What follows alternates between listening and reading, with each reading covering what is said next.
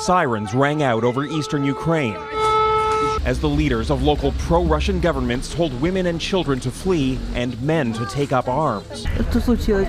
I have to leave my home, my apartment because of all of this, said this Russian-speaking resident.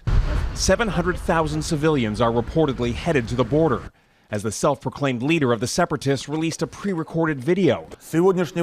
A mass centralized evacuation of the population to the Russian Federation has been organized, he claimed.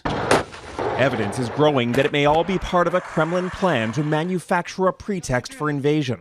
A vehicle exploded in Donetsk near a pro-Russian government building, what the U.S. State Department called a false flag. And Ukrainian intelligence warned Russia was prepared to carry out terrorist bombings that would then be blamed on Ukraine. They will absolutely manufacture an operation in order to create the narrative that they want to gain the political outcomes that they're looking for.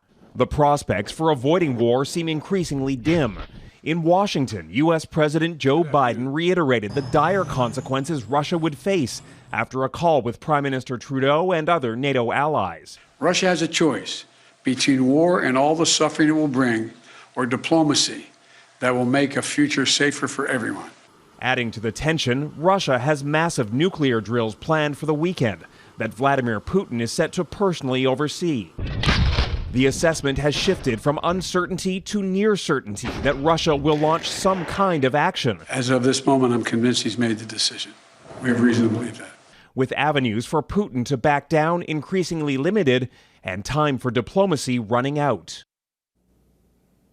That American certainty about a Russian invasion seems to be backed up by events unfolding on the ground. Tonight, Russian media reports that a major gas pipeline in eastern Ukraine has suffered some sort of explosion.